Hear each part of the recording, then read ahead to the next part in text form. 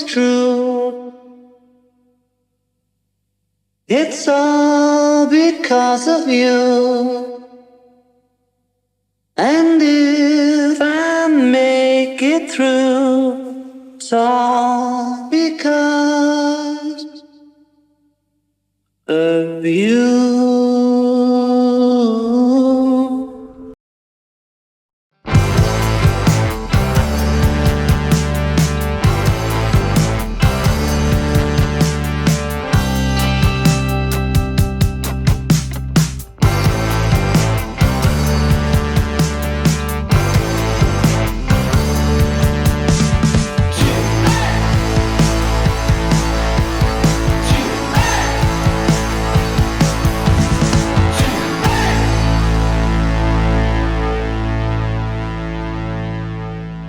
Hello, everybody. Welcome back to Two Legs. This is episode number 265. My name is Andy Nichols, and I'm one of the co-hosts of Two Legs.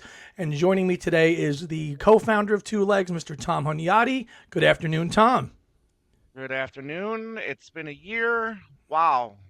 Certainly has. And this week on Two Legs, we are very happy and pleased that we have Mr. Mitch Axelrod of the Fab Four Free For All podcast and Facebook group page joining us today. Hello, Mitch. How you guys doing? Great to see you again. Here we are 1 year later when we did that great review. And a year ago, it feels like it was longer than that sometimes. What a year it's been. It really has. And honestly, Mitch's Facebook page, Fab4 Free For All, is probably the best go-to source for Beatles news that I think I've ever seen. Because if it's out there, Mitch's page is posting it. It's like, thank you. It's really the best source for, just go to Mitch's page on Facebook. And if it's Beatles related, Mitch's page has it. And, he's been a friend of the community for a long, long time, and we're happy to have him back here again for episode 265. Always happy to be on with you guys. It's always a lot of fun. Yeah, so a lot of activity in the world of Beatles before we get into our topic that are not really McCartney-centric. Material World has just come out, long awaited. We talked about it before we went on the air, and Ringo dropped another single from the new album, Look Up. Is that the one with Alison Krauss? What's it called, Mitch? Yeah, thankfully. Yeah, what are you guys' initial thoughts on that? I heard mixed reviews on that one. It to me, really good. I like it. Don't get me wrong. It's just that Bruce Sugar and Ringo wrote it. I think it's the only song on the album they both wrote. And she's not in it enough. She's doing harmony. I wish she would be more up as a duet sort of, because Alison Krauss is just amazing, her voice. Yeah. But, hey, he brings up peace and love again, which you knew he would. Listen, there's nothing wrong with spreading peace and love. But I have heard from a bunch of people that the whole album is just unbelievable. So more to come, and this one is nice. It's a nice song. Yeah. The chorus is really great. The harmonies are great. Ringo's playing is great. He's 84, and if I can't make that kind of music, so I'm happy to get more and more as much as he wants to give us. Right. Yeah. Right. This one I much prefer the music than the lyrics. I think this is the last track on the album, and and I think this is the one that he wrote with Bruce Sugar. So and you're right, Krauss is very low in the mix. It would be nicer if she was more up front, kind of like Paul with Walk With You. Right. So if she's just going to harmonize, it would be great to hear her voice a little bit more in the mix. Maybe it is on the CD or vinyl, who knows? But I enjoyed it. What's that? Yeah. Maybe even a verse, like trade verses. Right. Again, her voice. You have the great Alison Krauss, who's done some amazing work with Robert Plant. And so you don't want to waste her, and she's not wasted, but on this, you know what I mean. But on the track, but quite frankly, I think she's underutilized. I would love to have had her doing more. But it's a nice track. Hey, it's a nice track. I like the first single, the lead off one, a lot better than this one. Than this one. For sure. Yes. For sure. I only gave it one listen. It was okay, but the first drop was much more impressive, I thought. Other than that, Harrison news, we're not going to get too much into it. Material World is out now. But if you want to hear more about that, you can check into Mitch's show or Talk More Talk, because they're going to do in-depth shows on that release as well. But it is out. Just say it sounds amazing. It's fantastic, and it's really it's a modern remix of the same kind of Paul Hicks, Giles Martin kind of same model of everything up in the mix, bass, drums, and vocals up up front. So for more in-depth stuff on that, check out Mitch's and Tom's shows outside of Two Legs on that. Paul, news-wise, the tour rolls on tomorrow on the 17th. He will be playing in Mexico City with no backseat in my car. Ha, ha, ha. And then he's a few weeks off for Thanksgiving, and then the tour will resume with 2 dates in Paris and then 2 dates in Madrid, and then the 4 UK shows to close out the year. And as we know, now in the set list is playing the song of why we're here today, to talk about Now and Then. And before we get into the topic proper, what did you think of the performance of Now and Then? Just working it into the set list, were you surprised? Was it not on your radar? Were like, oh, wow, he's playing it, or you were like, no, I knew he was going to play it. I was like, he's going to play that song, so I wasn't surprised. Mitch, what say you? Okay, I was surprised, but in a way, not surprised. I was surprised to hear that it was in the set list, but after I heard it was in the set list, I wasn't surprised because he's done A Day in the Life, more quote John songs. When I say John songs, you all know what I mean. Sure. John lead vocal songs, so to speak. Mr. Kite, he does. Yeah, and even I'll Get You. I mean, come on, that was John's song, really. I mean, Paul's on it, obviously, but so I wasn't surprised after I heard it was in the set list. Look, it's a hit single, guys, and it's a recent hit single. To have it in there, and Paul was the catalyst of this song. So for him to do it, it's a Beatles song. So, and we'll talk about that later too, but it's a Beatles song. So I don't see any reason why he we will. And it is a hit song. It's a hit single. So you got to work it in there. And the sentimental part of it, it's a great part to watch. If you've seen the YouTube stuff, you've seen what he's done. It's a different video of Peter Jackson's. Right. Yes. Which is, I'd love to get that actually version of it. But it's amazing. So I'm glad it's in there. I am. I'm glad it's in there. Good. And before we really dive into Now and Then 1 year on, since we've last had you on, obviously the archive activity has been kicked up and we haven't had your take on it. I'd love to get just a couple of minutes with your take on everything about One Hand Clapping, the film and the album, and what was your impression of both musically and the film? All right. So the album, amazing. One of the best sounding, albums in a long time. I'm happy that it came out.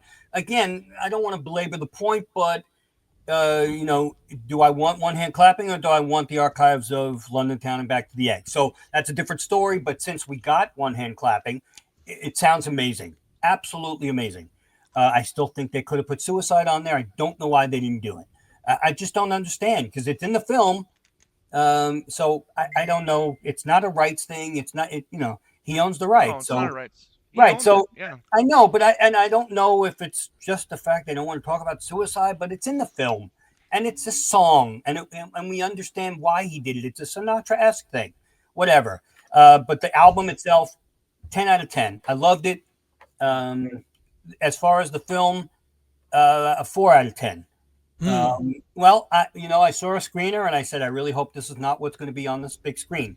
My hopes were dashed because it was exactly what was on the big screen. And what we got was crap, to be honest. It's great to see it on the big screen. It's great to hear him. His voice, unbelievable. Paul was at his peak. The quote, Peter Jackson involvement on this, I think was unnecessary because what they do, they bumped up the dialogue, but the dialogue wasn't that interesting. Who cared? I mean, the film itself, the backyard stuff was great to see, but it was cut. It was, there was cut too. Yeah, it was not full. A lot missing. You got to have at least one version of Blackbird. He did 4. You got to have one version of Blackbird in there. It's a Beatles song. He didn't do it. Again, I'm not sure what's out there in terms of visuals because even on YouTube, you don't get the full video, you get the full audio. So I'm not sure what's out there or not. But the film itself, I have a feeling the ulterior motive for releasing the film is to get an Oscar nod for Best Documentary. Ooh, interesting. No, I'm not kidding. I mean, Tom, I see your face, but it's not. Face, but it's not. I'm actually not kidding because the Mind Games just got nominated for the deluxe box set. Yeah, Paul's won Grammys before for his legacy box sets.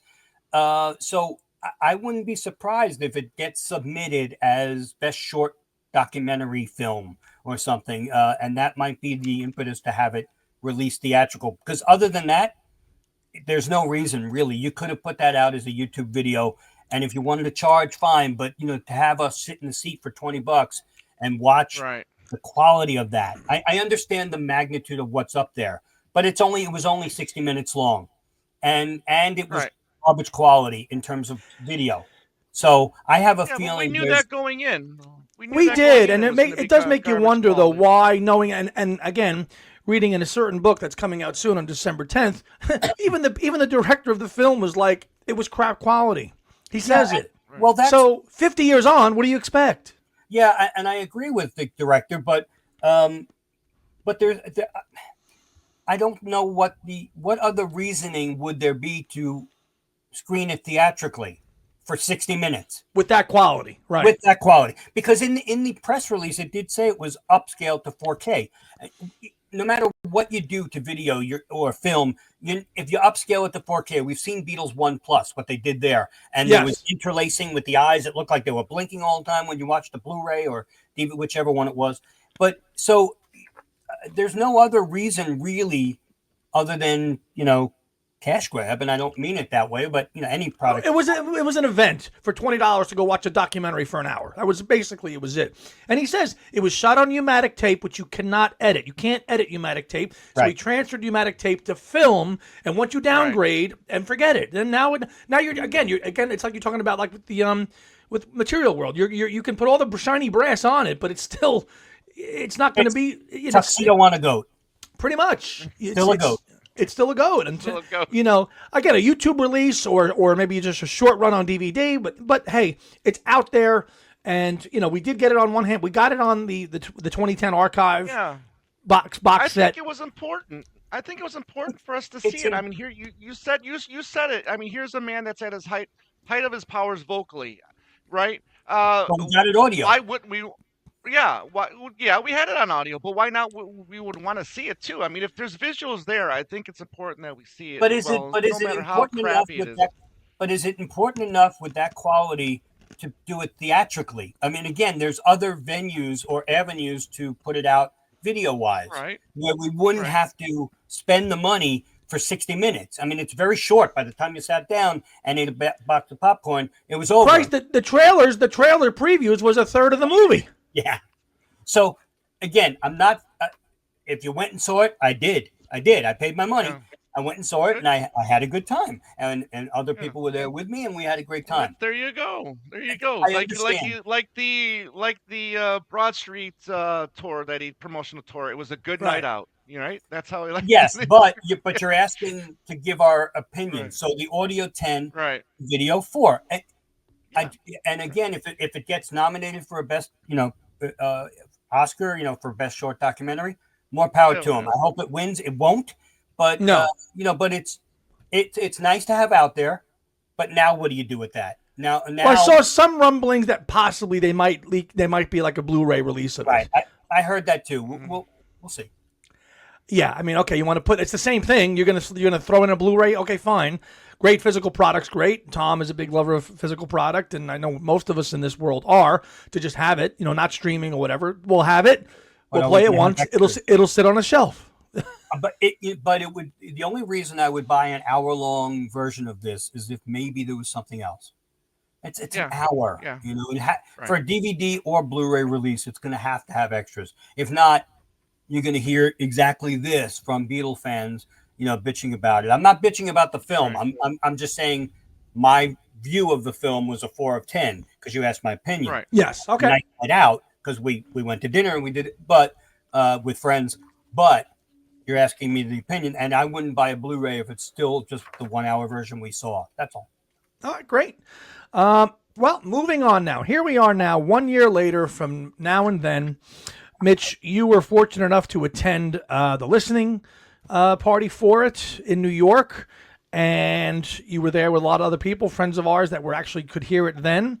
And I know there were NDAs and stuff like that involved with it. And now here we are a year later. Mitch, just your overall thoughts. Does it still resonate with you? Has it dampered? Does it still excite you when you hear it or you see the video? I mean, we had you on a year ago and you gave us a great review. And I'm just curious now, just a year later, what are your thoughts on Now and Then? A year later, I am still moved to tears by it. Okay. Yeah, I'm not going to lie. It's a different experience a year later because now we've had it for a year. And we've heard a year's worth of positivity and negativity on the internet. I don't let that skew me. There's something about the song that gets to me. And I'm not saying it's the last Beatles song. That's not the part of it. It's a good song. A good song is a good song is a good song. And this one is a good song. Now, people are going to disagree with me, and that's fine.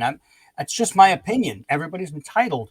But there's something about it and something about the chord changes. Listen, even when it was just a demo, when he went from, the verses to the chorus, Now and Then I Miss You, there's something about the chord changes there that grabs me internally.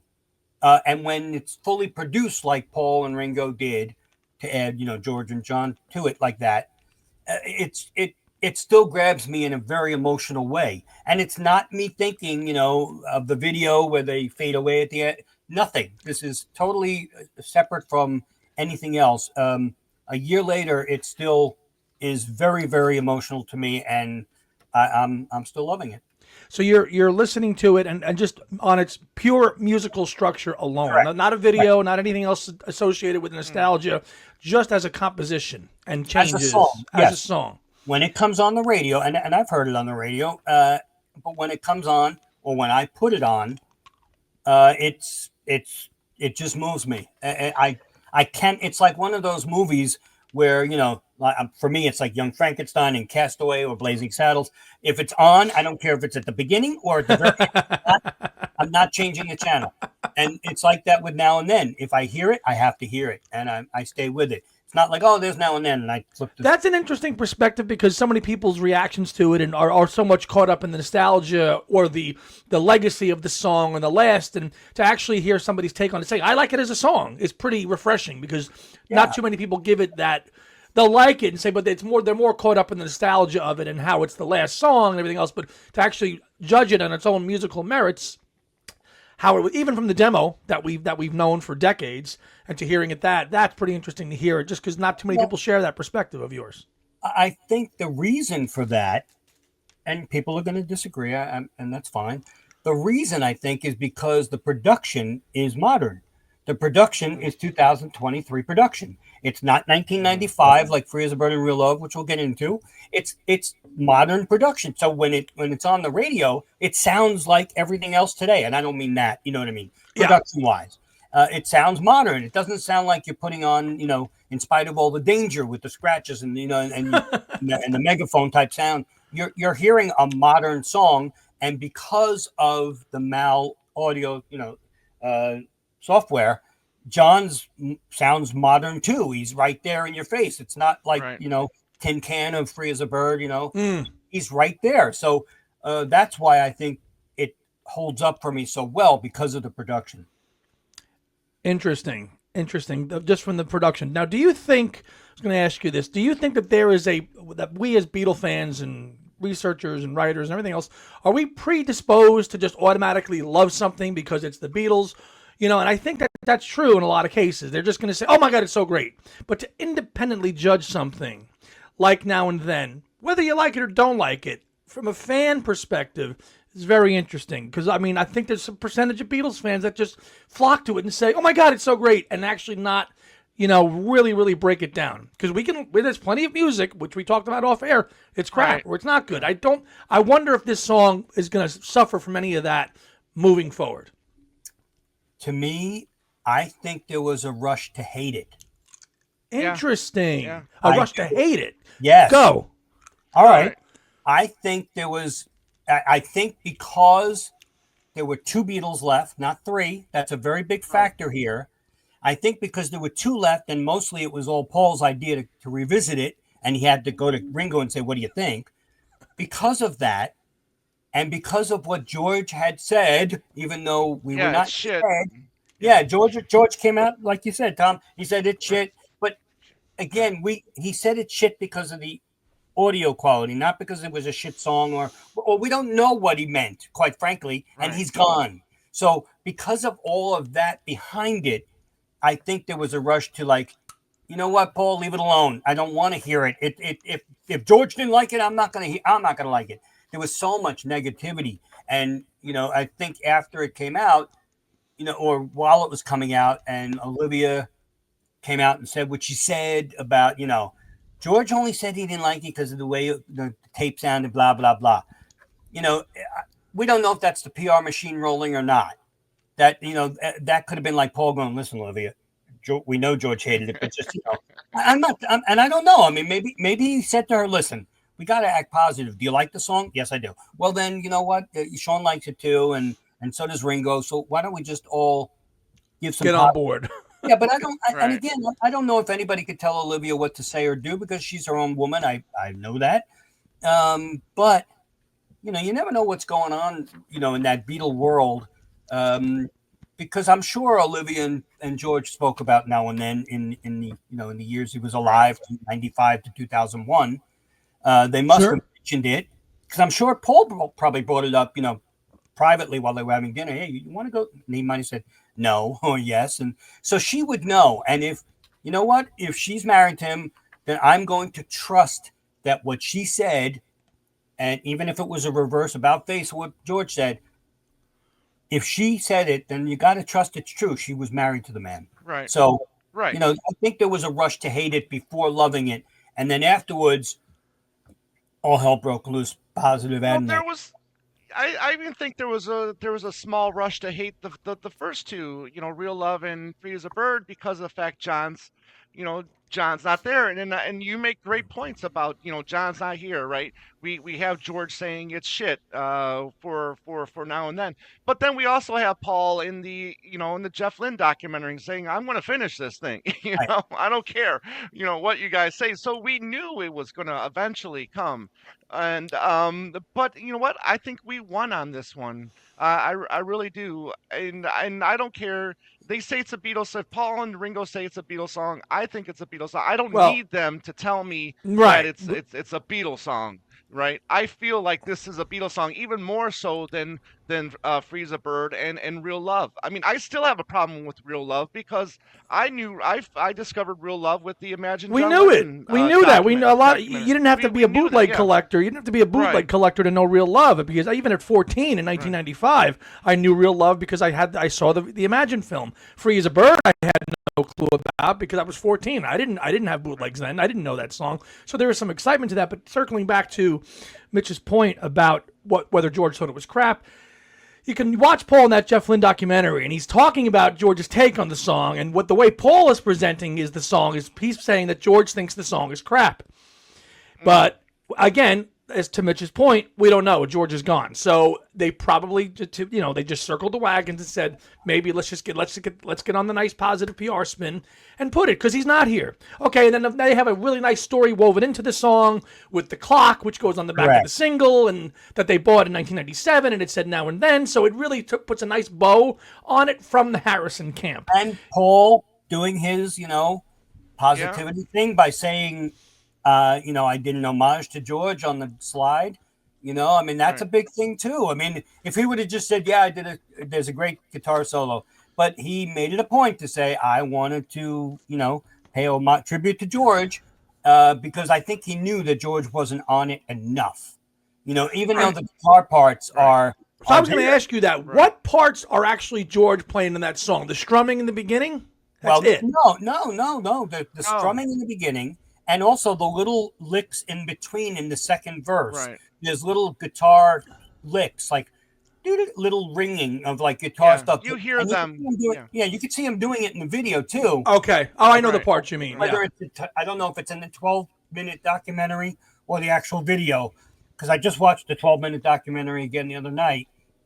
And you see him doing electric stuff. So it's not only the strumming. And you know what? From the video that we've seen, of those sessions, whether it's the actual video or the 12-minute documentary or the video behind Paul for Now and Then when he's singing it live, George is smiling a lot. He wasn't like frowning, going, "I hate this fucking song." So sorry, I hate this song. You're fine. You're fine. He was like, you see him smiling. So he was obviously enjoying being in the company of the other guys, whether it was because of the company or because of the song and the company. It doesn't matter. You know what? The song is what it is. It's still doing really well in the UK. It's on a bunch of charts still, 56. Always outperforming the UK than the US these days, Beatle product. Yes, well, but honestly, I think, man, if they would have put out a better picture sleeve, I think it would have sold like crazy, but that's beside the point. But, we're not going to, and even in the documentary, the Jeff Lynne documentary, when Paul says, George said, "Oh, it's rubbish." Right. But we don't know. Again, we don't know what Paul meant by George saying rubbish. We heard the demo and with the TV in the background and the static and all that. Yeah. It was garbage. The song is good, but the quality of the tape was garbage. Horrible. So we can't interpret what George meant by the song is crap. And he's gone. Right. Do you mean the song is crap or the song on the cassette because of the quality of the cassette is crap? We'll never know. Okay, let me put the devil's advocate hat on here and say, and this is not my viewpoint, but there are people out there that this is just grasping at strings. Oh, we're going to take like a couple of seconds of George playing and Paul, and we're going to just try to Frankenstein it. And this is absolutely crap. It's not real. It's not authentic. What are you doing trying to put this out there by grasping at straws and just saying, oh, it's the last Beatles song? And because there are plenty of people that think that they, okay, you got a couple of seconds of George playing. Oh, it's a real Beatles song now. No, it's not. We don't feel that way. I don't. Tom doesn't. You don't. But what do you say to people that, because you could look at that, if you're looking at, take a step back and say, look, okay, we're going to use a little bit what we have at George. Paul and Ringo are going to work up, and they're going to use modern technology to bring John into it to make a last song. They're not. Let me stop you right there for a second. They didn't use modern technology to bring John into it. No, to clean him up. Thank you. That's to clean him up. That's a different story. To clean him up. Not bring him in. To clean, right. Because that's where we know that was put out there and that was totally misinterpreted. They didn't. I hate even when it's up for the Grammy, the Billboard put out that stupid headline that said first AI assistant. Right. And I went, yes. Are you kidding me? That's not, because now people who are just in the AI world we've seen videos of the Beatles AI. I'm Paul McCartney. I'm not Paul McCartney. Like, shut up. This is the worst piece of crap I've seen. I don't want any of that. That's not what this is. This is AI assisted in the fact of just cleaning up a vocal, not creating a vocal. No. By that headline, it makes it seem like first AI assisted is nominated for Grammy. That was wrong. Billboard really lacks for doing that. I don't like that they did that because it's poor journalism. But all right, so defend the record from the people that are saying that this is absolutely just totally put together just to make a cash grab, and it's just a last ditch attempt. They should have just left Free as a Bird and Real Love in the can. 30 years later, you're going to do this. Defend it. Okay, I'm going to defend it. You just said it. Free as a Bird and Real Love. If this is not a Beatles song, then those aren't either. Okay? Because interesting. No, because what.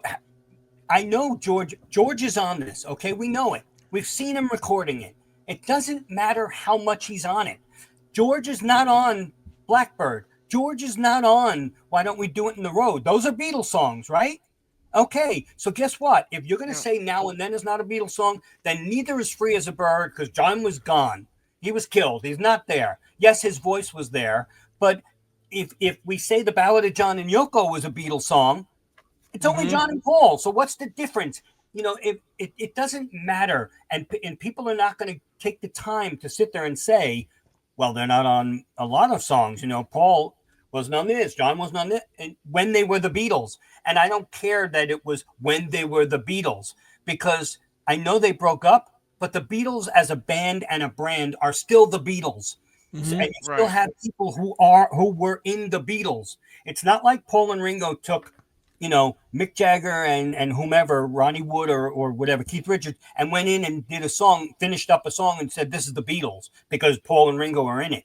All right, that's the way you defend it. If you want to say it's not the Beatles, then guess what? Go back in the Beatles catalog, and just because they called it the Beatles doesn't mean it's the Beatles. When more than if all four were not on the song.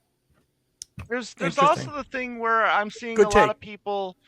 Yeah, there's also another thing where I'm seeing people that they like the song, but they love it more with watching the video, which in a way I can understand. I'm an MTV generation. There's a ton of bad songs that were made better because of a video. Oh my you God! know, Yeah, you know, and yeah. and I don't know. I'm not going to say that this is the same case, but the video does, I think, bring more enjoyment. I think it's you got more of the emotion. You got more of the emotions in there. I mean, the song is emotional enough. You add that video to it. I mean, it's Yeah. even more. It even gets more emotional. I think the video is a divisive thing Right. because so many people were, again, emotionally, wow.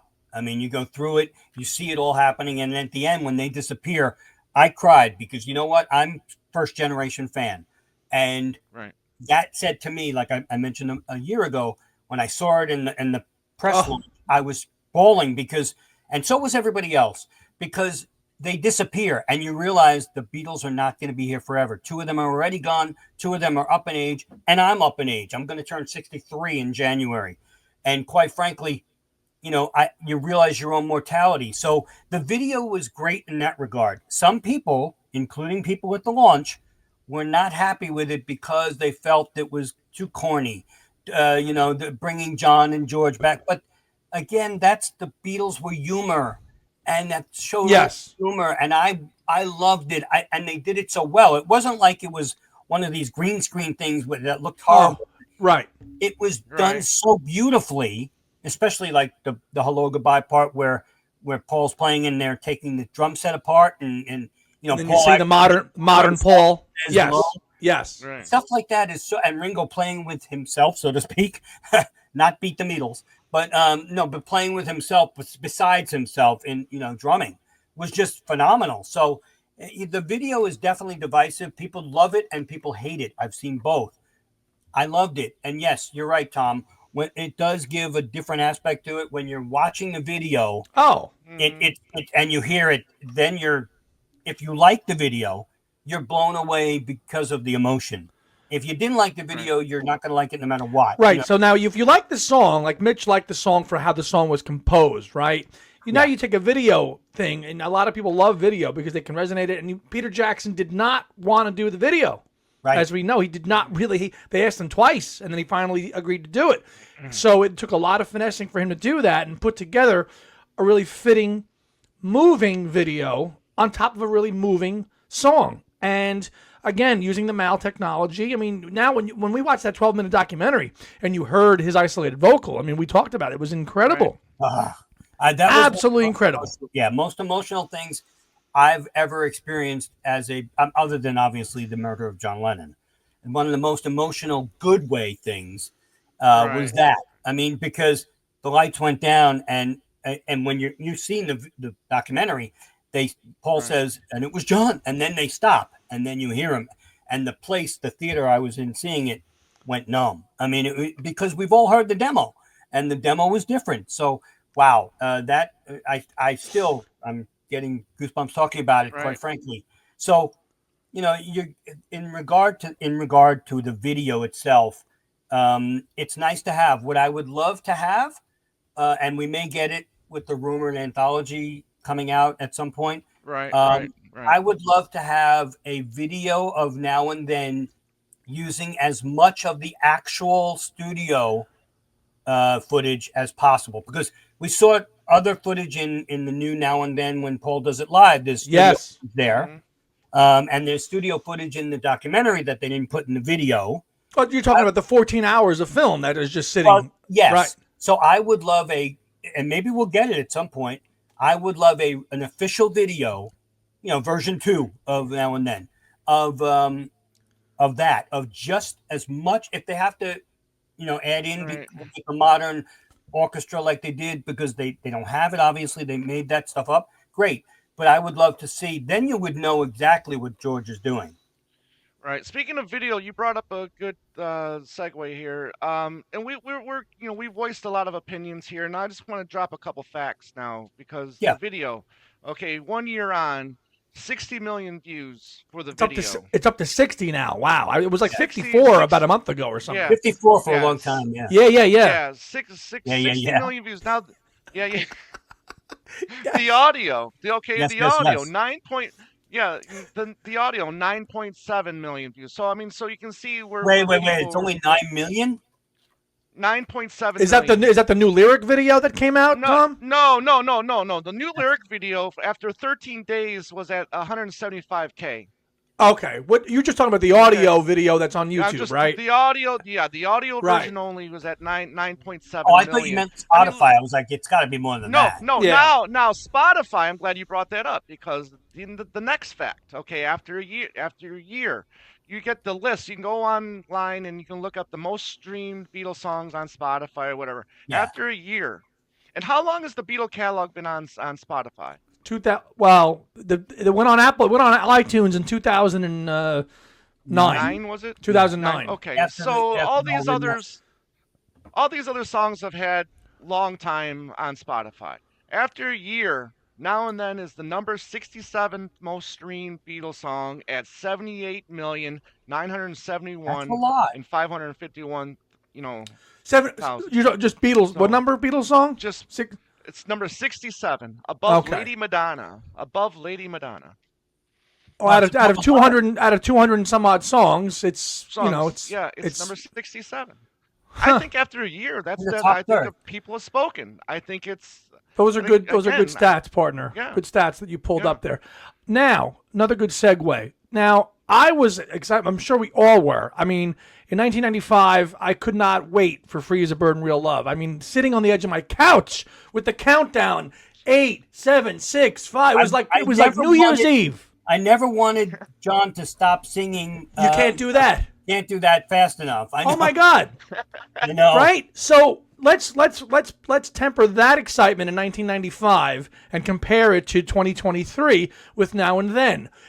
I mean, do you like Now and Then and how this was presented more than what it was, for the anthology 29 years ago? Tell me, what were your thoughts, Now and Then? All right, Comparing them. It's a different world. Don't forget, Right. Facebook wasn't around until 2004. You didn't have all the social media to hype up Free as a Bird. You had ABC, A Beatles C. Hey, Beatles C. God, the excitement. Oh my God! And then they had that whole lineup of on Friday night or whatever when they were doing all Beatles stuff, Step by Step and Family Man. They were All promoting it. They were all promoting it. So that was the way they did it then. I was at my friend's house, who we've been friends for 55 years, and we were waiting and waiting and waiting. I loved Free as a Bird. He hated it. All right. Because of exactly. He hated it because you had the, Free as a Bird. It Right. sounds like a tin can. The video was amazing. If they didn't have the video, I think I wouldn't have liked the song as much. If they just presented the song, Real Love was different. It was just a different song, much more popular. Yeah. Even though, again, the whole Alvin and the Chipmunks thing, which I'm hoping that when they fix it in the future, Yes. hopefully when they fix it in the future, it'll sound more like John. It was too sped up. It was sped up. Wasn't only sped up. The problem was that Paul doubled it with a high vocal. So when you have the speeding up and Paul's high vocal, not doing harmony, but a higher vocal in unison with John, it makes it sound more chipmunky. It does. So Yeah. maybe they'll lower Paul's unison vocal and pitch control it to where it will sound more like the Beatles, more like John. That's all. I'm hoping. Free as a Bird, I loved. Again, I might have told this story last time when I was in London in February of '96, and Real Love came on in the middle of Leicester Square or wherever, and I just went nuts. I was, I experienced it in London. Wow. So it it was after the anthology, but it was, for the release of the album. Of the album, Volume 2, yes. So like it came on, and I'm in the middle of London, and it's blaring and out of every window. I was like, "Holy cow, that was amazing!" That was. But as far as the three of them, I think social media has a lot to do with it. There wasn't all of the hype where we could sit here and do this about Free as a Bird and Real Love the minute after it aired. So you had to wait for reviews in the newspaper, or the internet was pretty new. So you didn't. You still had the dial-up AOL broadband. So, oh my God, you've got mail. It's like, oh, come on. He just passed away. Yes. But, yes, he did. Yeah, the funniest bit, by the way, on Saturday Night Live was they did a news thing, and they said, he ended it by saying, "Goodbye." Ugh. Right. It was very funny. That was good. You just hear "goodbye" thud. You hear thud. So as far as the three of them now, because of the production, I like Now and Then the best. Okay. If they fix up Free as a Bird and Real Love, it's going to be a toss-up there, because I don't know if they make it more modern, meaning more modern sound. I don't want them to touch it musically, meaning I don't want to add less. No, just Lennon's vocals. Correct. Lennon's vocals, and maybe, shine it up a little like they did with a remix, like they did in 2015. That was a great remix. Yes.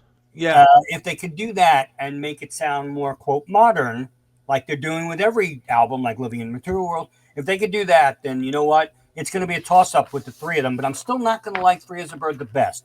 It's just slow and a little more dirgy. Dirgy. Yeah, it is. But it's not. I'm not saying it's a bad song. It had a much better video than Real Love. Yes, the video still might take the cake out of all the videos. Even Now and Then, Free as a Bird might edge them all out, because that video was incredible. Yeah, it's brilliantly done. But that could even be more modernized too, I bet. Sure could. But still a great video. So it's tough. Between the three of them, I still love Now and Then the best. Real Love second, and Free as a Bird last. When the anthology gets done again, we'll have to revisit. I know that we will, and maybe in 2025, as it's rumored that we're going to get a whole new expansive version of that. Who knows? But God knows. I mean, it's direly needed. We got one DVD standalone release in 2004 with that extra special disc thing, which was nice because there was some content on there that we didn't have. If you had the 8 VHS set, you didn't get all that special stuff until the DVD came out. So you had some extra bonus stuff with that. So who knows? Yeah, Disney Plus, or it's going to get physical, but it would be nice to have that look forward to with a expansive thing. And then maybe they take Now and Then and put it on Anthology 3. Well, someone actually brought up a really good thing now. What do you do the other day, and I'm going to give all credit to Rob Leonard, my co-host, and Tom Frangione, who we all know and love, and he's amazing. They were talking last night, Magneto Entertainment, man. But they were talking last night, and they said, and here's a cool thing: Now and Then is a #1 song. What do you do with the Beatles One? Oh, right. Yeah. You can't add it. There's 79 minutes and 40 seconds on the Beatles One. You can't. You only have 80 minutes. What do you do? Do you put it? Do you drop something, or do you give us a separate single in a new release? I mean, what do you do with that? Turn it into turn it into a double. You turn it into a 2 CD set, maybe. Who knows? Maybe. You'd have to. You'd have to. But is anybody going to buy it if they just have Now and Then put on? Right.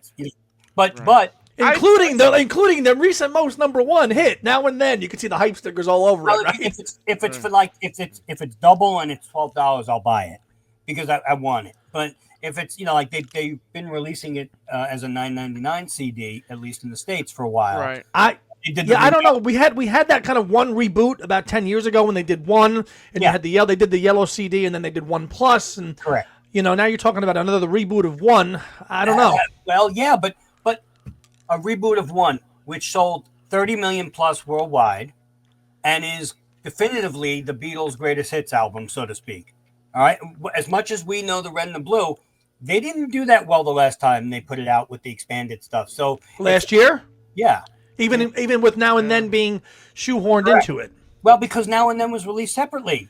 You didn't have to buy everything again. And most people, Right. You didn't the have to. mass audience, if we're going for just mass audience, not diehards, they didn't give a crap that I saw her standing there and this boy was now added to the red and sounded great. Right. Have that anywhere. You know, if you're a Beatle fan, even a casual Beatle fan, are going to know those songs. So it didn't do as well as they probably hoped, and I think it suffered because Now and Then was put out as a separate release. If it was the only place to get Now and then those would have, the blue at least would have. The blue would have. In the future, I think you should just leave it alone. I know a lot of people also want the 3 songs.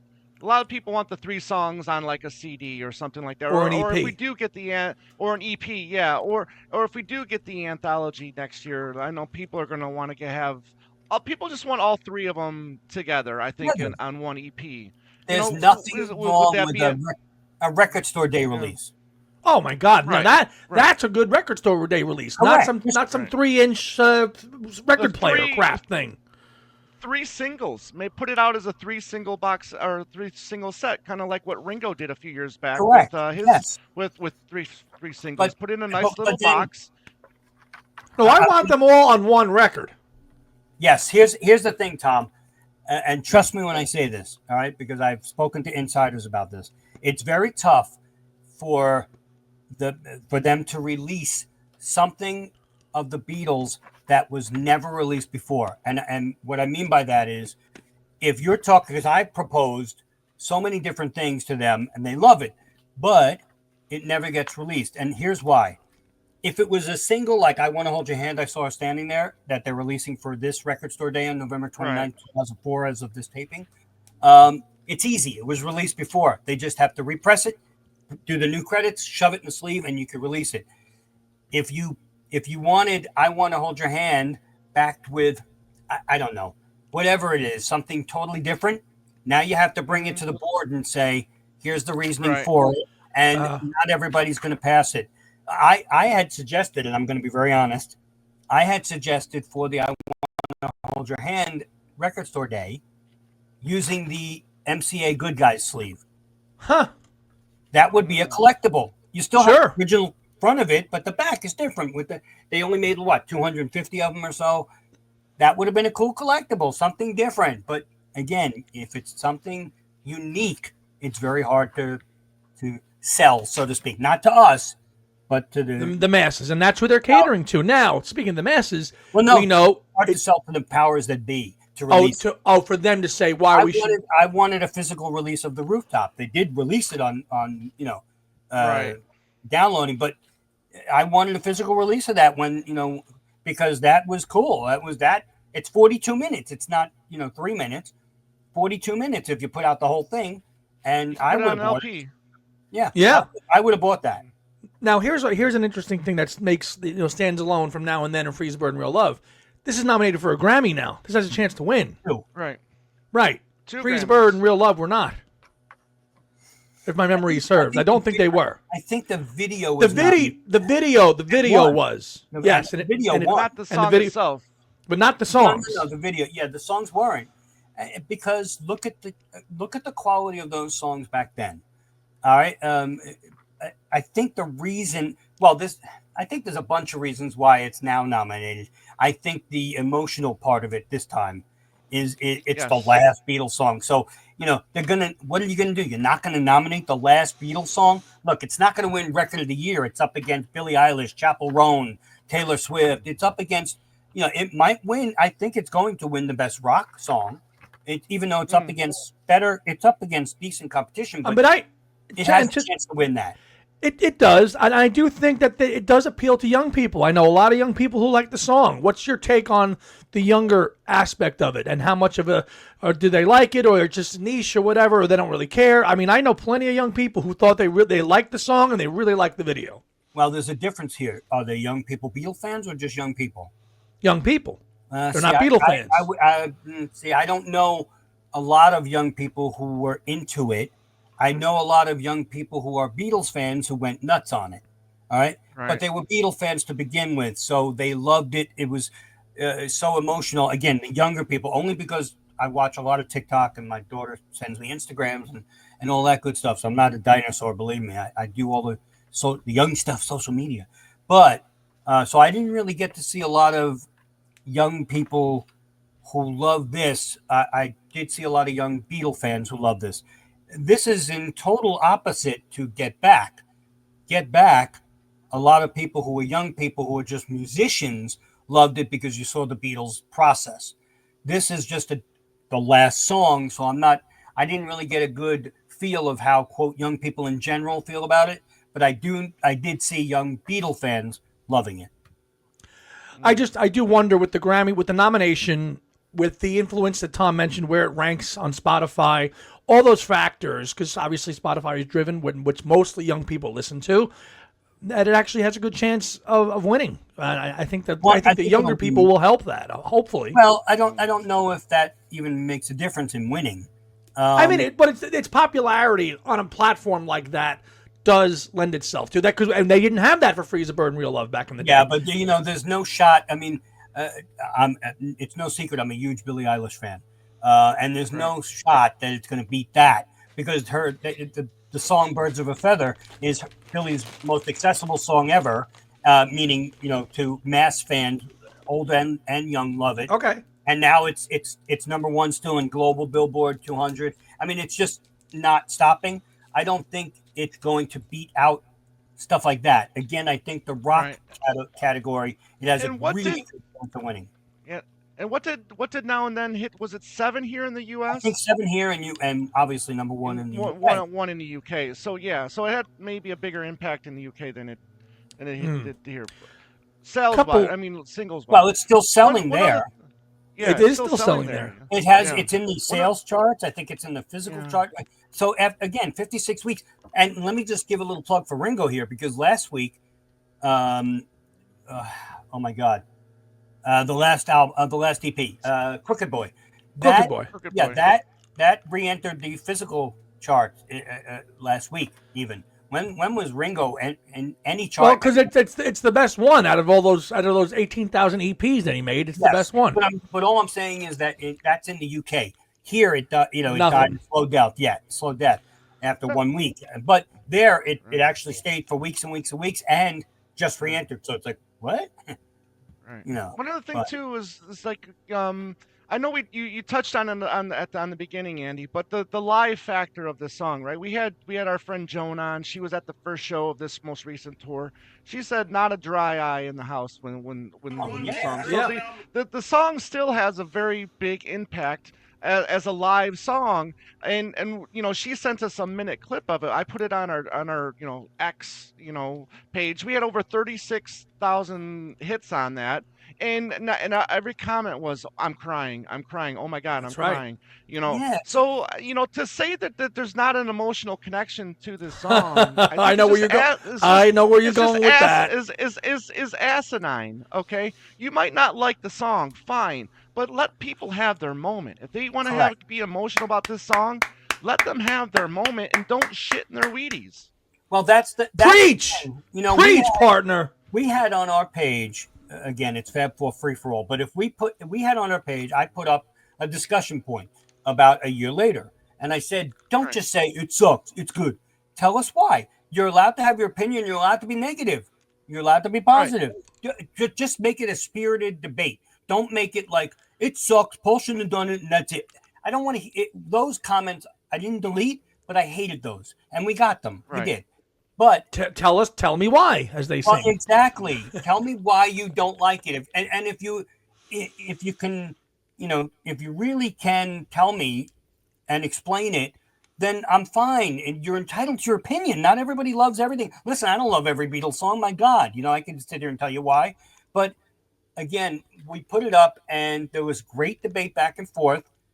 But, there was a lot of negativity. And when there was a lot of positivity, people were, again, shitting in other people's Wheaties. And I was like, why are you doing that? This person said, I still cry to this day. And someone's like, why the hell you cry? It doesn't matter why you're crying. It doesn't matter why you No. I cried when Paul did I'll Get You and Please Please Me in 2005. I cried like a baby at Madison Square Garden. And my wife said, why are you crying? And I just looked at her and said, I don't know. Because it hits you emotionally. All right. Right. And if it doesn't hit you, that's fine. But don't shit on somebody else's Right. opinions or feelings on a song. Exactly. It's not like Now, would people you? around me were going, "Why are you crying, you big idiot?" They just Yeah, they let me cry, and that's I fine. I think the majority of the Beatle fan base love this song. And I Yes. think, Yes. and for that, I think in the long run, I think we won. I mean, I keep Well, we saying I'm an definitely won. unapologetic, I'm an unapologetic Kiss fan, unapologetic Kiss fan. I listen to a Kiss podcast, okay, and their slogan is "Forget the haters, we won." All right, Which meaning we're that's still getting stuff to celebrate with our favorite band, right? And And I new really think stuff. that yeah, and new stuff, and that's what I'm trying to say is we're still the band is still relevant today after God, how many yeah. decades of not being together anymore, And you right. have to I treasure still it think you have Yeah. because to treasure. 84 and 82 and touring, Mhm. that's got to stop soon. You know it. Just Right. time is going to take its toll, and thank It's God it hasn't yet. And we know Paul had an issue with his heart, which 10 years ago. 10 years ago. Yeah. So you Right. know what? Yeah. And God bless Ringo. I mean, he was pickled for so long that he's now new. But I'm glad, that he is doing what did. So we have to consider that, we're lucky to be getting a new song. I mean, whether you consider it a new or not, I don't care. But don't give me an argument about now and then and not have the same argument about Free as a Bird and Real Love. I don't care. I love Right. that. I love that. I love that Yeah. statement because it's very true. If those aren't, if that's not a Beatles song, those aren't either. I like that. Right. I think that's fantastic. One final question before we move on to a couple other things here. Will Now and Then be the final piece of musical legacy left by the entity known as the Beatles? Yes or no? We can't know that. We can't. That's a question we can't answer. Let me ask you a question here, both of you. If we didn't have Free as a Bird, Real Love, and Now and Then, what's the final legacy? What's the final piece of the legacy at that point? The Long and Winding Road. Still, Is it, or is it Abbey Road? Because Long and Winding Road was the last single released, but wasn't even a single in the UK. But it was recorded before Abbey Road. So what is the legacy? Is it for us to say it's the Yeah. whole body of what they did? So I'm not going to say it's the last thing because I did the same thing you did, Andy. I'm thinking to myself, what is the legacy? When you asked that question, all right, the Long and Winding Road. But if you don't have the Beatles songs, all right, but we'll never know what the musical legacy is. It would, is it Abbey Road because it was the actual last Beatle album release? I'm sorry. Is it Let It Be? Is it Abbey? One of those, or is it something else? I mean, everything they released after quote the breakup, is that just I'm going to say cash grab, and I don't mean Product or just product. Yes, thank you. All right, is that just product?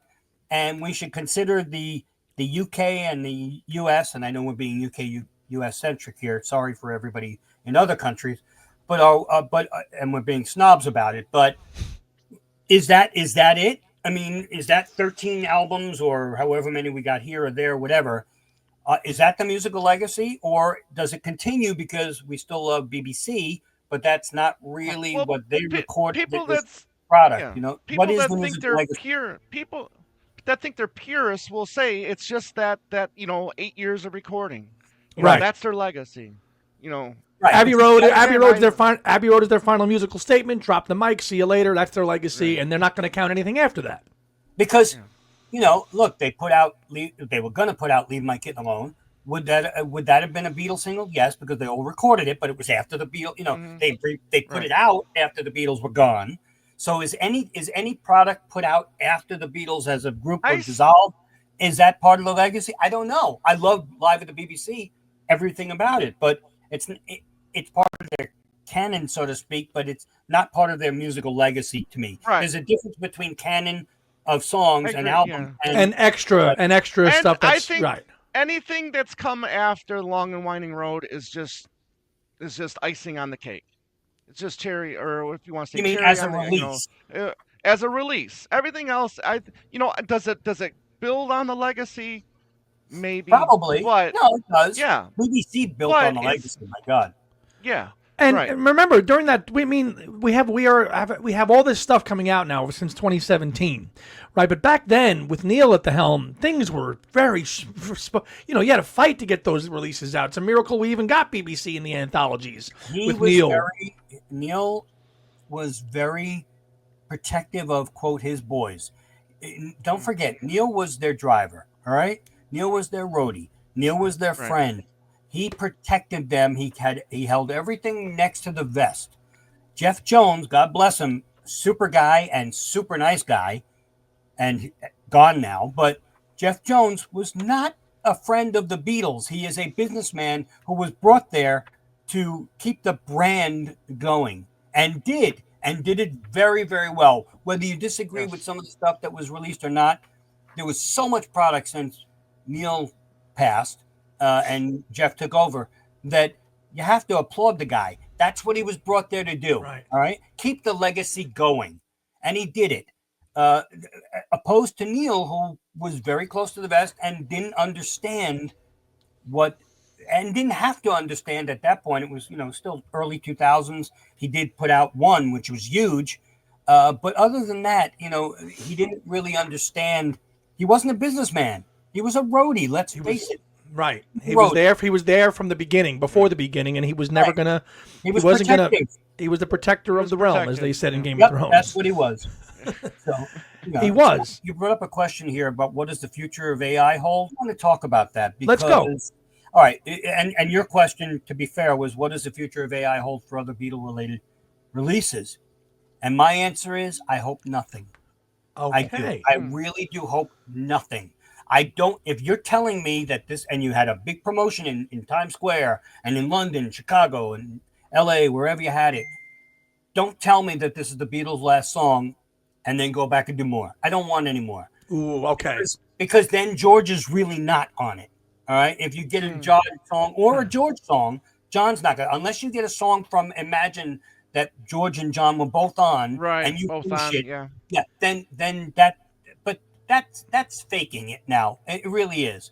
Badly faking it. I don't want AI involved with the Beatles other than cleanup and stuff like that. And the Mal stuff, well, right? Yeah, that's the cleanup stuff. I don't want anything else in terms of a, quote, another Beatles song. Hey, by the way, we could do this. We could do this. We could do that. No more. And this is Now and Then is beautiful. It's a fantastic fitting end to the Beatles legacy. And I don't want any more. I don't. Right. Yeah. Right. No. Well, Yeah. Anything. Go ahead, Tom. No, I'm just saying. I mean, because there is stuff from from January '69 that they're all four on that they haven't released that you could say they could put out. But I get your point. I get your point. I don't want anything else either. This is it. Just don't release anything else as the last song and then put something else out. What was the one the great song? It was very upbeat from Get Back. Oh my God, there's a comment. I forgot. It's only like 40 seconds long. Oh man, now I'm blanking out. I forget. But and when it was on Get Back, I was like, oh, they should have finished that. Oh, I know, but it was in part one of the. Yeah, I think it was in part one. No, I don't think so. I think it was actually in the Apple Studios, part 2 or something. I forgot. Oh, man, I'm gonna have to look it up now, and I'm gonna go crazy. But that song would have been great as a Beatles song, but it was like 40 seconds. I don't want them adding to create a song. Right. I don't need that anymore. Could they finish up, you know what to do, the demo from the anthology? I don't want it anymore. I know that's George's song and John's probably on it. Maybe not. It's a demo. Right. I don't need that anymore. Now and Then was perfect, and we know all four are there. We won't know if all four are on anything else. Yeah, I think that's a very fair thing to state. Because now you could really now we're really scraping the barrel to put something together as a Beatles song. Yeah, you don't want the album Beatle Barrel. You don't. And I don't. And that's fair because I that's what I thought people were saying about. Some people said that about this song. So let's not add to that and try to get another song that could just add fuel to the fire, so to speak. The fire. Yeah. Because there will be. If they put out something else, first thing you can hear is, I thought that was the last Beatles song. And then if it sucks, then you killed the legacy. You did, because Now and Then at least is a pretty song, whether you love it or not. It's But still see, but he left the door open because he said probably. you know. He said I know probably. he did, but you know what? I hope it's not. I really do. I don't. You hope it is. I'd love to hear something, but don't make it the hype of Now and Then. If you want to put it on like a future release and say, oh, by the way, we had this. Paul and Ringo worked on You Know What to Do, and it's okay. But you don't say it's a Beatles song and say, oh my, and do the hype of the last. Yeah, Beatles. no. Now it's going to be like what? Now really the last Beatles song. That's no, I meant this one. No. Hey, we mean it this time. If we have Peter Jackson's Mal stuff to clean up the Star Club tapes, we'll love that. That's different, but that's not a new Beatle album. No, it's a Beatle album product, but it's not a new Beatles song. Right. No, and that's fine. And I think everybody in the camp here is okay with that for the most part. Let's go out with this, and if we have technology to give us Star Club or Shea Stadium or things like that, great. Let's roll with it. I agree. Now moving on now to the mono box set coming out on the 22nd of November. Mitch, what did you opt for? Are you excited by it or you're not? I'm sure you have original. Everything. Come on, I opted for everything. I'm a first generation fan who my thinking is this. First of all, about the box itself. I've said it a million times. You don't need the box. All right? No, you don't. Get the 6 albums. $120 for a box and the Beatles story. Come on. And the Beatles story. So if the Beatles story, we know what that is. If you want to have it, great. But you don't need it because if you buy individually, it comes out a lot cheaper. All right? It does. It works out a lot cheaper. I don't need the fancy box and the Beatles story. No. So that being said, my rationale for buying the albums, first of all, I bought the Target one because it's blue and it's different. All right. Yes. And I know for a fact that they're not going to have a orange Meet the Beatles or an orange second album and yellow, whatever. They're not doing that. Meet the Beatles, I was told by insiders, this is the only one there's going to be a color variation on. That's it. So, and it's the same color in HMV, in the wherever. UK. Yeah. So it's not any different. So, but my rationale for buying them is they're mono. All right, they're cut from the latest technology, but from the analog. So they're going to sound better than they came out in '64. You're going to hear the same stuff. It's the same album. You're not getting like the UK versions of I Feel Fine and She's a Woman. And that was the big thing with this. Were they going to do what they did with that box set, the US albums, and do that with the albums? And that was the big thing. There's two different things. The Capitol volumes 1 and 2 were the actual. No, those were legit. Right. But the one that put out the US box CDs and yes, I know. But my rationale is if I go out and I try to buy from a used record store a Meet the Beatles mint mono, it's going to cost me $30 at least. So why not get the 180 gram beautifully sounding mint mono, of the new one. So that's my rationale. I may be just, No, I think that and the mono albums I think Capitol printed albums up until about 88, but only in stereo. I think the mono ones stopped much sooner before that. So if you try to buy a Meet the Beatles, it'll probably be 30, 35 at least for a mint one. I'm talking mint, Well, let's be honest. Let's be honest. How many mint ones are really out there to begin? Exactly. Not too many. Right. Yeah. So, and I'm hoping these are pressed in Germany and not in Czech Republic. Yeah. Czech. But regardless, that was my rationale for buying them because I also, there's nothing like opening up a new Beatle album. I mean, I know it's not a new Beatle album, but new product. Right, And shrink wrap on the side, scissor, boom, boom, boom, boom. Now, will you keep the shrink wrap on or take it off? I keep it on, but I'm not sealing it. I might slice it on the top too, so it doesn't warp in the future. But to me, quite frankly, they're going to print 1 million of these things, so it's not like value wise. I'm probably going to take it out of the shrink and it's like baseball cards now. They print billions and billions of them at no value at all. Back in the 70s, 60s, they only printed a certain amount. You had one company, so there's an investment value.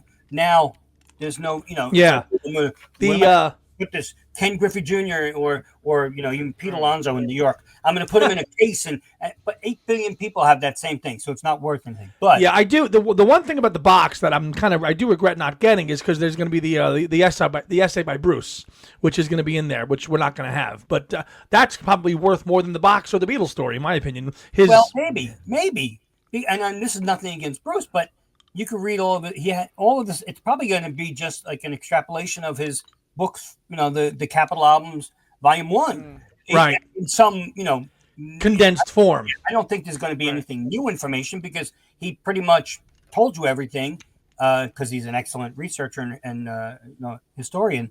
He told you everything in the book, so you can go read that while you're listening to your album. But so I'm not sure that's worth it, and we'll probably be able to get a PDF of it anyway. Probably. But I know my co-host is not the biggest early Beatles fan, so he's not really into it as much. I'm working on him. I am going to get that Target. I am going to get that Target exclusive of Meet the Beatles. You know what it is? I just think so much attention, and rightly so, is praised on the later Beatles, but I'm a big early Beatle fan. Early people forget about the early Beatles, man. They just do. You can't forget about them. I also like the fact that the Hard Day's Night is going to have the soundtrack stuff, and so it's going to be kind of cool in that regard. I can't wait to get it. There's people who just will not buy it. I have the originals; they sound great. Absolutely, your prerogative. And if that's what floats your boat, great. No one's telling you with any product. No one's telling you, you're not a Beatle fan if you don't go buy it. Right. You're entitled to do whatever you want, and no one's, forcing you. Right. For me, I grew up on these albums. This is what I literally got. My dad brought home when I was 2, 3, 4, 5, 6, 7. Honestly, I mean, I should have brought out my 5 copies of Meet the Beatles. I have them behind me. They're beat to crap because I had to have 5 because I wore them out. You wore them out as you did. You got to get the Apple label one, then the yellow. No. I have 5 Capitol rainbows. Monos or stereos or both? Oh, I'm not kidding. I mean, because I had the little luggage, turntable, and those weren't the greatest. But again, 1964, I was 2. And I have movies of me playing them, actual movies, which I wanted to send to Apple for this doc, but I forgot. But hey, that's my memory, and so I'm going to relive that memory. It's going to take me right back when I was a kid, when I open up Meet the Beatles or any of them actually. And I believe they're going to come with the same. The inner sleeves are going to be reproduced too, right? Yep. Yeah. The same exact ones. The blue, whether it's olive, whatever. And listen. The UK people are loving it because they never knew this. Right. So now they're going to get this, and they're going to. And listen, they know that the music was dexterized and whatever, and they don't care. It's a Beatle product for them. It's like when I go into a store and I find a UK version of an album like Beatles for Sale, and I get the flip back version. I get excited. Grow up with that. I love the flip backs. That to me excites me. Oh my God, they have UK versions, they have Japanese versions with the Obies. This is what the UK people are saying about the US album. This is how they're feeling. And a friend of ours, Beatletone. He is a UK guy. He's like, we could have gotten these albums, but they would have cost us a lot of money, and they wouldn't have been in the best shape. Yeah. So he's he's roughly around the same age as you. He's like, I'm going to buy them because we couldn't get them over here as easily as you could over there. And listen, anything that keeps the Beatles back in the spotlight is okay with me. That's why you're going to get that. And then a week later, you're going to have the I Want to Hold Your Hand single on Record Store Day and the Beatles 64 doc. Yep. And when Get Back premiered, not as much with Let It Be. And I know why, but when Get Back premiered, because that was over 3 nights, incredible stuff, that really brought the Beatles up in stature a lot. The legacy really flourished for a long time because a lot of people were talking about on TikTok, social media. Let It Be not as much because Let It Be, let's face it, is not a great movie. All right. And it came out in May. It wasn't around the holidays, so it was a little different. It was just released. This is going to be different. People are going to sit around just like they did with Get Back for 2 hours or whatever it is and watch an exciting documentary to feel what Beatlemania was like. So, it'll be different with this one, I hope. But again, around the holidays too, and then people are going to run out and buy Beatles product. There's hopefully the mono albums if they can find them, or they're going to run out and buy whatever they want, but the Beatles will be back, so to speak. Right. So to speak. Right. There's nothing wrong with that. Not at all. And what's I wrong love with that. Not at all. So, wrapping up, we were going to have Mitch on a while back to do a show that we ended up doing called Top 10 Worst Paul Songs. Now we're going to go back into solo Paul. We're going to get out of Beatles mode here. And we scheduling conflict, we couldn't do it with Mitch for that show. But to close out our show this week, Mitch has prepared a list of his top, I don't even know how many, worst solo Beatles songs. And we are sitting here ready to duke it out when we hear some of these choices that he says. Well, so, maybe we'll agree, maybe we'll, I don't know. But I'm very curious. Mitch, let's hear your top, whatever, worst solo Paul Wings songs, whatever, go. All right, I'm going to preface this here, okay? I have to preface this by saying, this is an hour and 15 long already.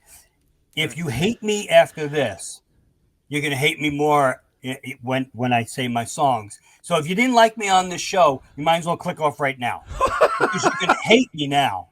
No, all kidding aside, I'm going to preface it by saying most songs of Paul, Paul loves to do the long song. All right, way too long. He doesn't know when to end some stuff. All right. So a lot of those are on my list. Plus, there's a lot of bad songs made really good by good melodies.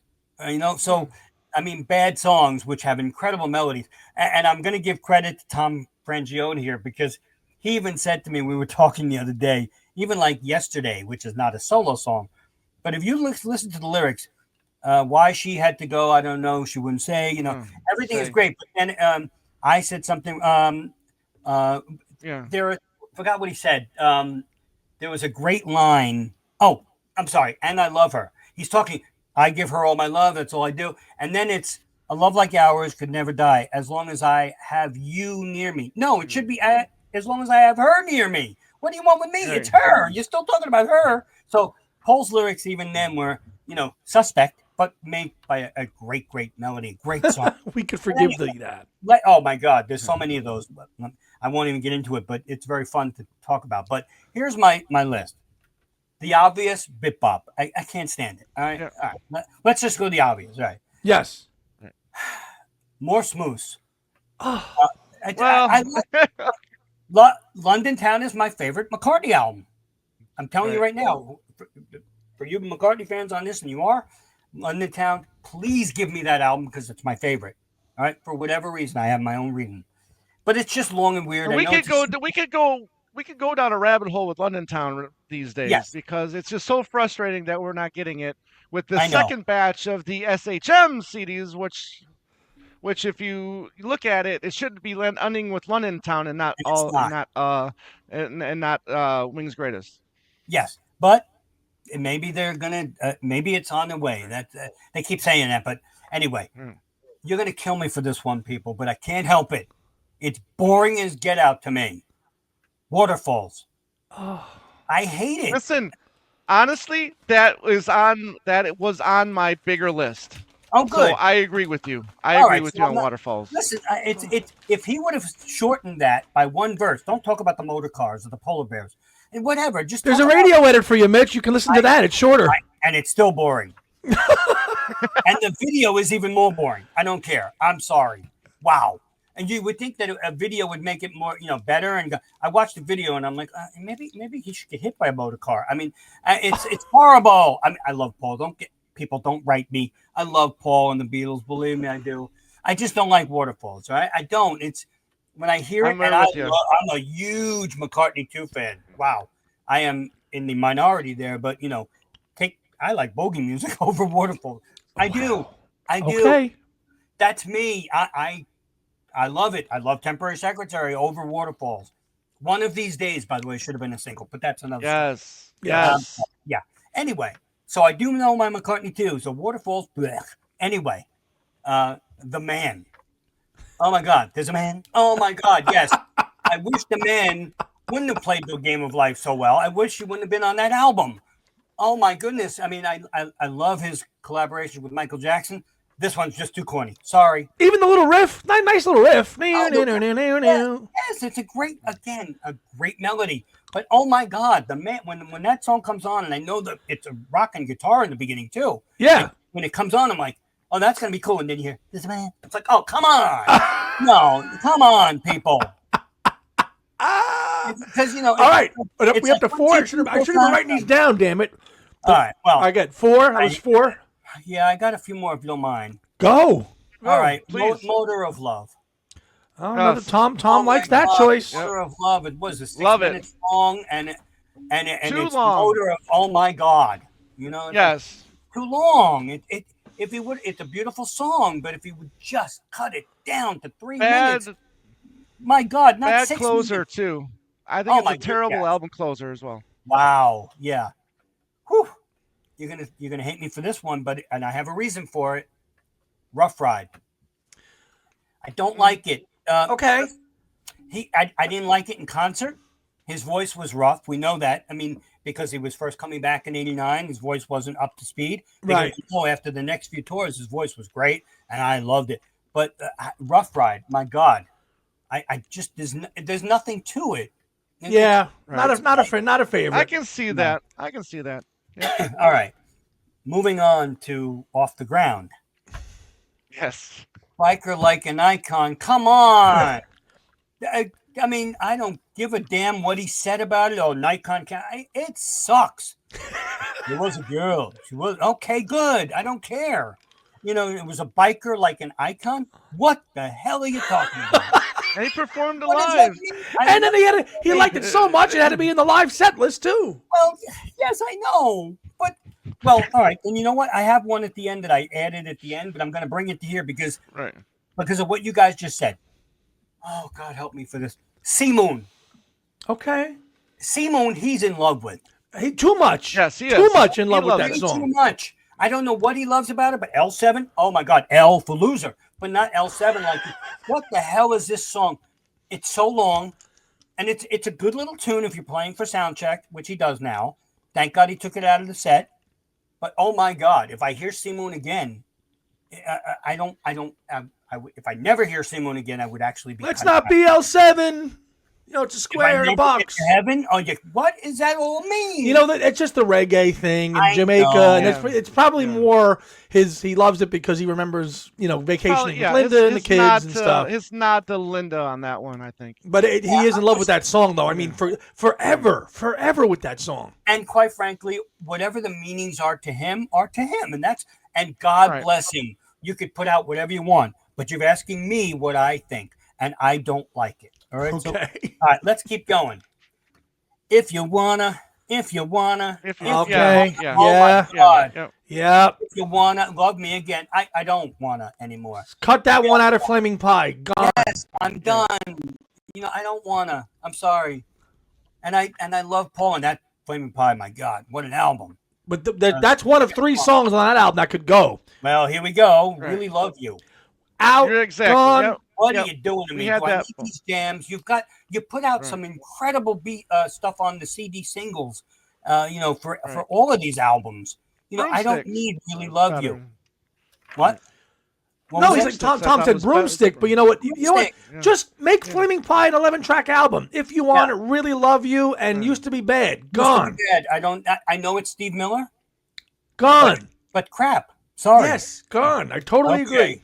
And then I have 2 more now. Right. From my Driving Rain album. All right. Okay.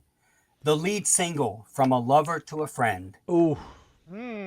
One of the worst singles ever by Paul McCartney. It goes nowhere. Literally, like, you cannot keep track of the signature of the song if you wanted to. I don't know what he's doing. It was, when he put it out, I was so upset that like Lonely Road wasn't the original first single, because Lonely Road would have been really cool. And don't give me Driving Rain, because that's driving crap. 1, 2, 3, 4, 5, shut up. Yeah, but he's allowed to do it. This is the guy who wrote 1, 2, 3, 4. Can I have a little more? In the 60s, the drugs you can say was better. But I don't need 1, 2, 3, 4, 5 in 2001. I know how to count. I don't care. It's not all together now. I don't need it. And then, freedom. Freedom. We Okay. both. Yeah. Freedom. I had that. Now, I had freedom in mind. Yeah. I love the sentiment. Okay, the sentiment of freedom is amazing. But I don't love the song. I wanted to love it, and Paul wanted to come up with a great Right. song where everybody could be like, yeah, but it just Well, doesn't work. He tried too hard. We talked about this in past episodes. When you're watching the concert for New York and he's playing that song, I mean, people are all over it. They're Different, all different. over it. now, Mitch, you and I are from this area, so you know what that song meant to people at Oh the my time. God, I worked in the Trade Center, people. I did. So Right. we I think we have a little bit of a different perspective I understand. on that song. Yes, but and just like now and then when we talked about seeing the video showed the emotion, when you're at the Garden and you're hearing him sing it in New York City, you're singing freedom because you're with the cops. Don't forget that with the audience was the cops, the first responders. That's right. That's a different First emotion. responders. When you hear it as a separate song, it's crap. Right. It's Plus, he delayed the album. He delayed the album to put it on there. It should have been a one-off thing for the concert for New York City. Right. Don't put it on the album. Right. Put out a CD single or a promotional CD single and leave it at that. And proceeds go to first responders, which it did. He did release a CD single of it. Yeah. Right. But don't lump it onto Driving Rain as a bonus track. Because Driving Rain was crap enough. You right. Don't add crap to it. No. And listen, but I've always said Driving Rain was crap, and I've reanalyzed it. It's still crap, but it's not as bad as you thought it was it? But it was. It's not as smelly. It's not as smelly as it used. It's not as smelly. And we did that. We did that about a month or two ago with Dino V, and we listened. We went through each track. And they really weren't as bad. There was like 3 or 4 horrible gotta go gones, right? But some of them were okay. But then again, when you're going to compare that to Chaos and Memory Almost Full and Electric Arguments and New, of course it's going to fall by the wayside. It just is. If you would have put like Mr. Bellamy on Driving Rain, I would have loved that. Right. But it's not as bad as we like to just totally just crap on it. It isn't that bad. So listen, he was inspired by we know who, so there was no inspiration. Yep.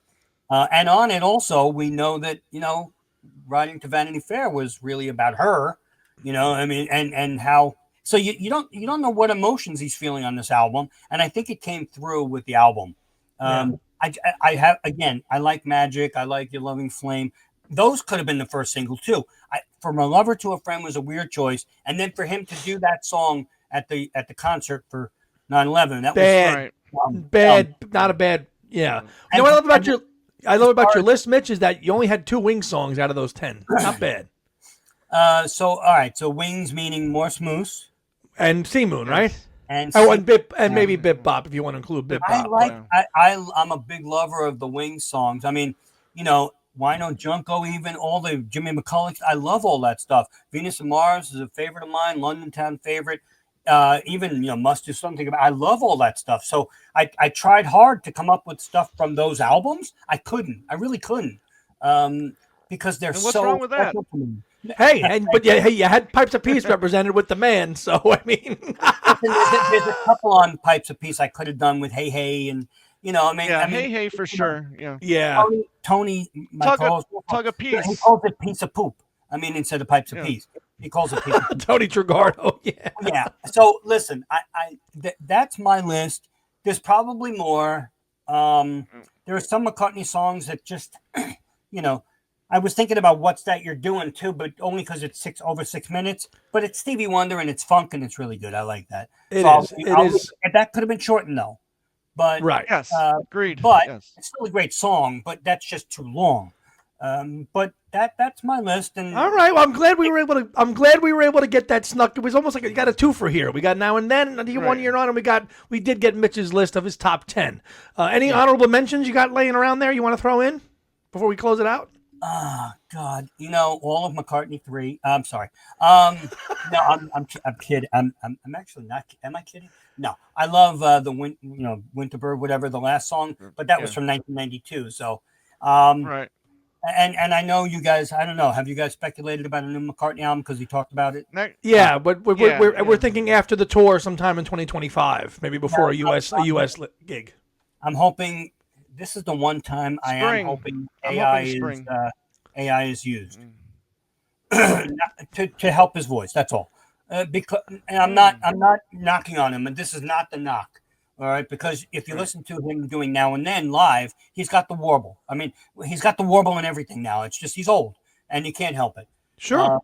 But there was a couple of AI videos of him doing I don't know. Yes, with the Beatle voice. Yes. Beatle voice sounded great. I'm not saying they should do that totally but just help him out. That's all. Just help him out. Be his studio Abe, because Abe is obviously his help.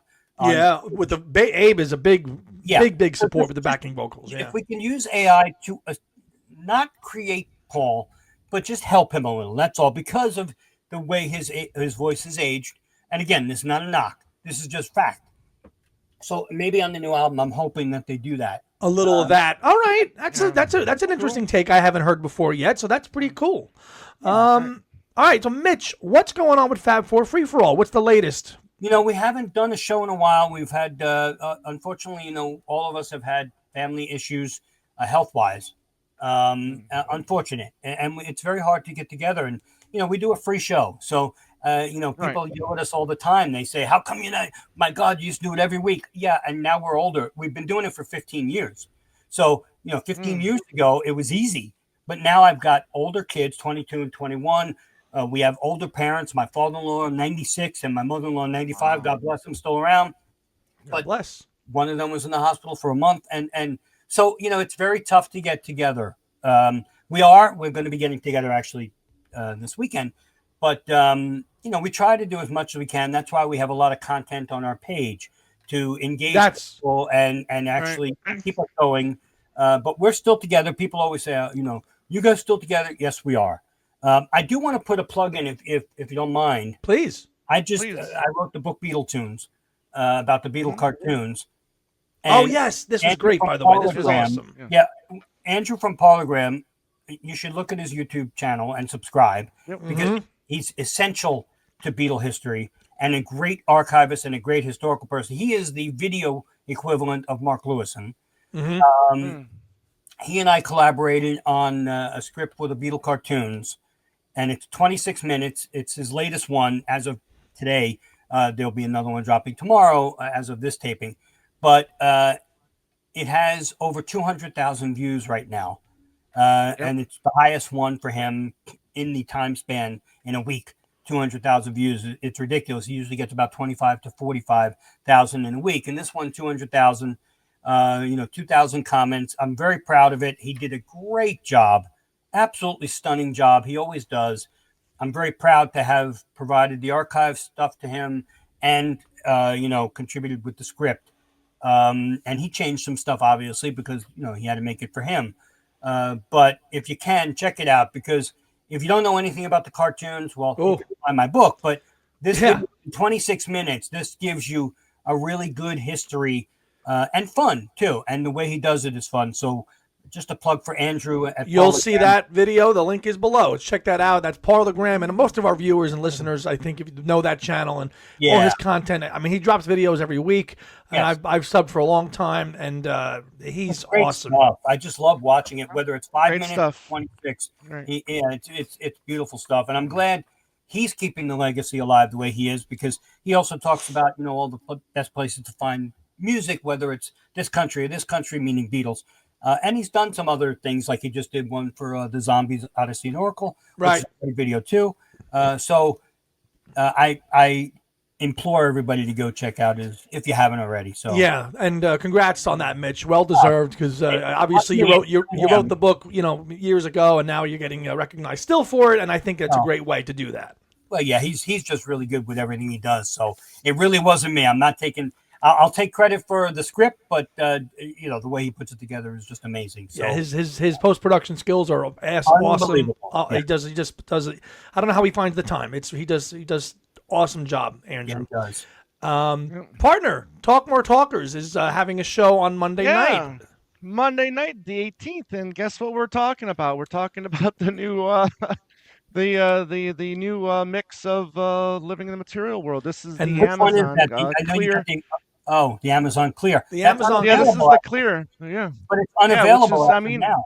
It's not available yeah, anymore, Mitch? I tried. It's unavailable as of yesterday. really. Wow. Oh Oh, wow. nice. Yeah, so Very yeah, nice. And so very reminiscent of the McCartney 2 Clear vinyl from years back. and you must have Yes. talked about the fact that there's the purple one on the website of George Yes, and the yes, yep. orange one at Barnes and Noble. Orange.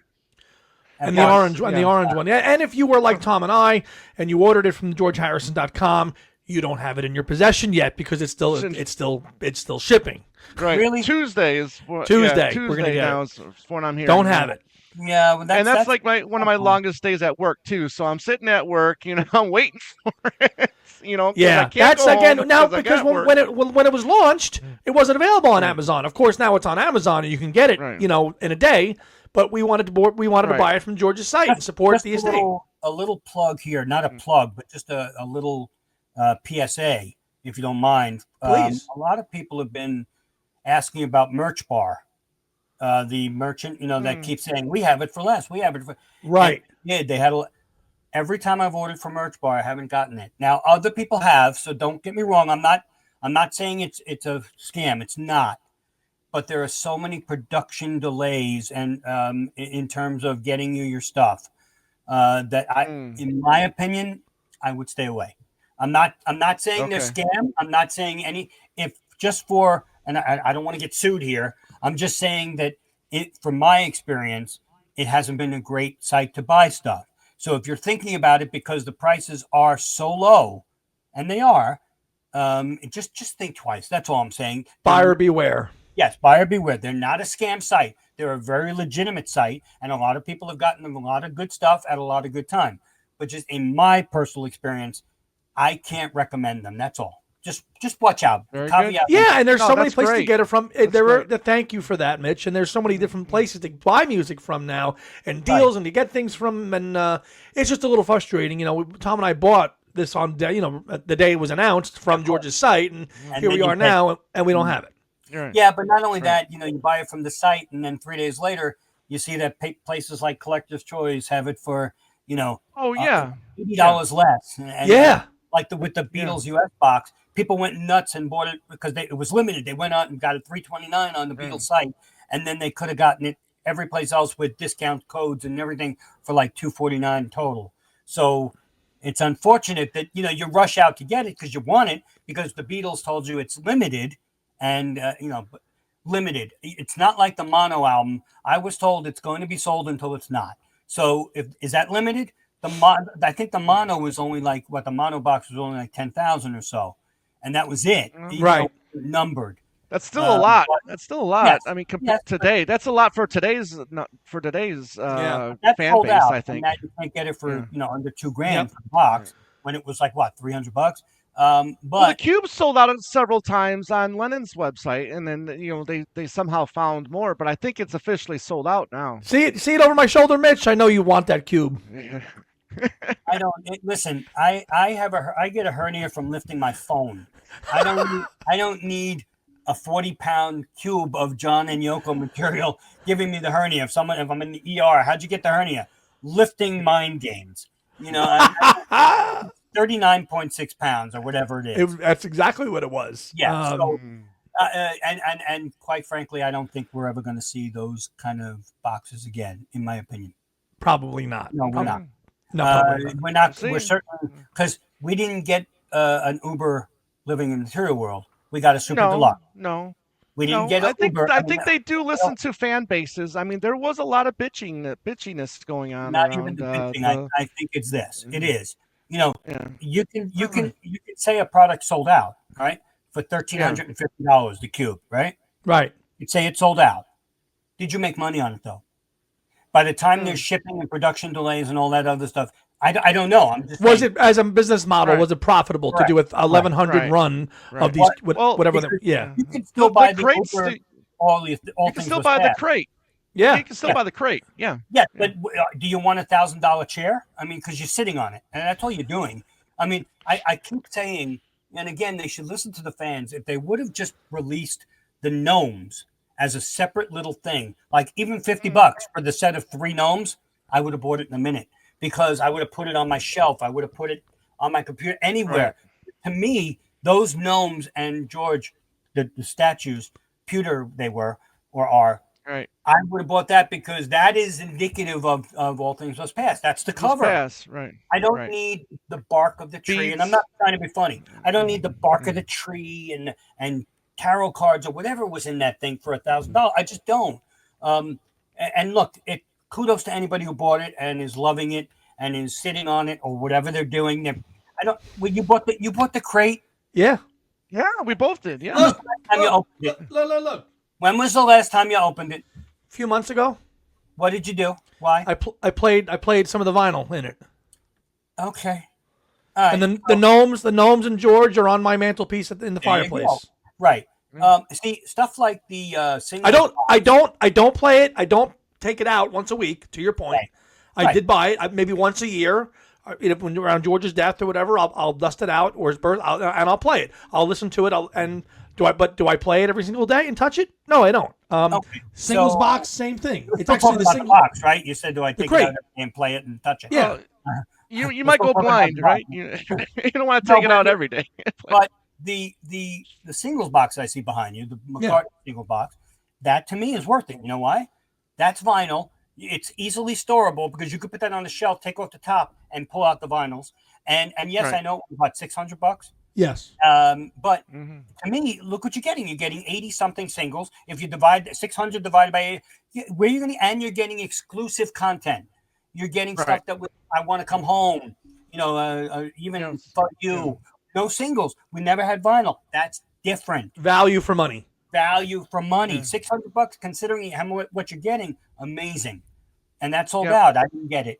That's sold out. That's sold out in a day. Yes. And I Mitch- should have gotten it, because I could have, honestly, I could have flipped it in a minute for $1,800, because it's going for a lot of money now. Right. But I don't want to just buy Beatle product to flip it. I don't. Mitch, I'm going to mail you the white Utopian flag so you can have a piece of the cube. Time out. I'll just cut up my underwear and show you. And that'll be definitely surrender. People will definitely be surrendering then. They don't need that. But, look, I loved the Mind Games release. I know people were like, again, Tuxedo on a Goat. People didn't like it originally. Why does Sean love it so much? It doesn't matter. Let them keep giving us product.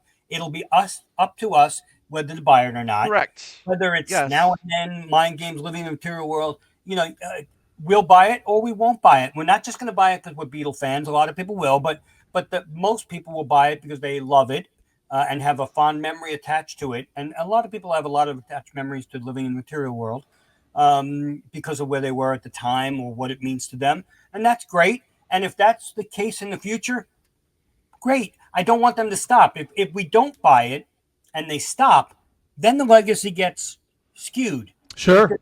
Because the further on we get into life and years, it's like Elvis, it's like Bach, it's like, even Chuck Berry.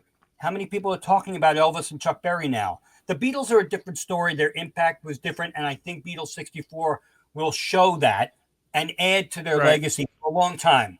But if we didn't get Beatles 64 and they don't put out any more product, the Beatles, as impactful as they are and great, what happens in 10, 20 years? We don't know, because obviously Paul and Ringo will be gone in 20 years. They will. Let's face it, unless the genes are amazing and Ringo's still out on the road, by himself. Doing jumping jacks. I hope so. He might be. Listen, I hope so. I'm not wishing any ill on any of them. But fact is, the further we go into time, I hope the legacy remains, because we need that. We do need the Beatles. The world does need the Beatles. Like, that's the one thing about that Yesterday movie, which they said, the world without the Beatles is not a world I want to live in. And so I think that's a very true statement, at least for me and for us. So keep giving me product. I don't care. You want to give me crap product? I'll decide whether to buy or not. But at least you're giving me. At least you're still giving me the Well option. said. Don't stop. Well said. Exactly. Yep. Yeah. Well, Mitch, this was a blast. I want to thank you for making some time today to do this and to be on the show again a year later on from now and then. Just went like that. And, we always have a great time talking to you. And, I mean, we covered the gamut today. Beatles, Paul, solo, everything, and which was just fantastic. And before we close out, I just want to talk about our little icon up there, the QR code, if you see that. That's a QR code to our website. It's called buymeacoffee.com. We don't do Patreon or any of that stuff. We give our content on our show out for free, just like Mitch does with For Free for All. We don't do any of the exclusive stuff, but if you're inclined to support us, just scan that QR code and buy us a couple of cups of coffee. And those of you that have donated to us so far, thank you so much for that. Thank you. Tom and I really, really appreciate it, and it's just a little way for us to kind of keep our show going with incurring costs of subscriptions and storage and all that kind of good stuff that anybody that content creates and does podcasts, all about that. So thank you for that. So, on behalf of Tom Hunyadi and Mitch Axelrod, I am Andy Nichols, signing off for episode 265 of Two Legs, and we'll see you next time, like the man says. Take care. Thanks again.